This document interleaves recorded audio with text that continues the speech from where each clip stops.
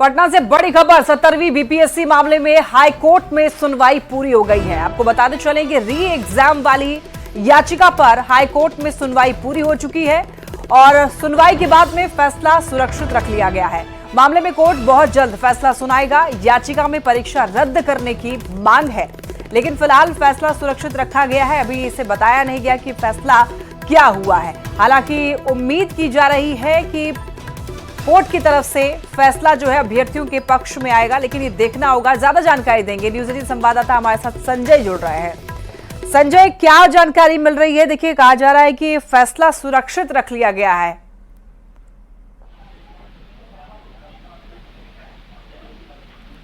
संजय, क्या आप तक आवाज पहुंच पा रही है?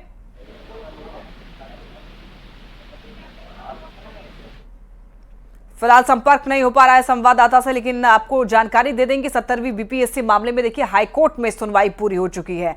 री एग्जाम वाली याचिका पर हाईकोर्ट में सुनवाई हुई है और अब सभी को इंतजार है फैसले का कि आखिर क्या कुछ फैसला हाईकोर्ट की तरफ से सुनाया गया, लेकिन फिलहाल फैसला सुरक्षित रखा गया है।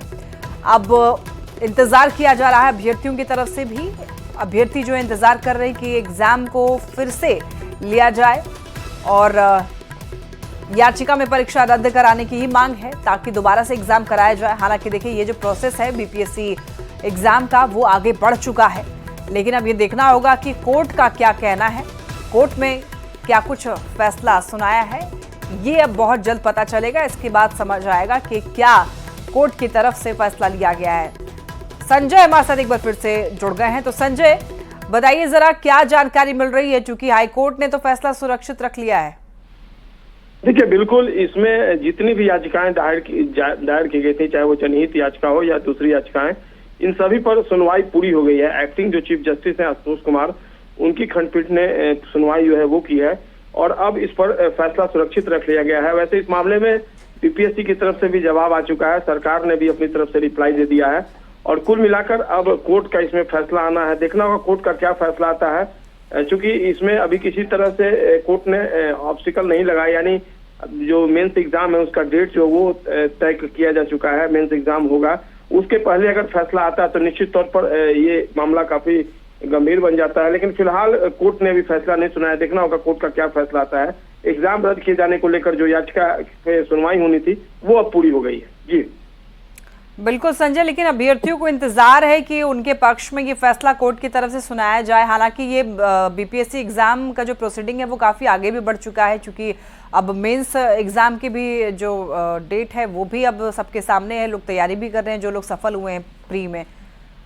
देखिए बिल्कुल, लेकिन सबसे बड़ी बात है कि इस पूरे मामले में शुरू से ही, चाहे वो बीपीएससी हो या सरकार हो, उनका स्टैंड क्लियर है। उन्होंने एविडेंस की मांग की थी और उन तक एविडेंस नहीं पहुंचा था, तो वैसे में उन्होंने अपनी तरफ से जो हलफनामा दायर किया है न्यायालय में, हाईकोर्ट में, उसमें उन्होंने साफ तौर में एग्जाम को फेयर बताया है, चाहे बीपीएससी हो या सरकार ने।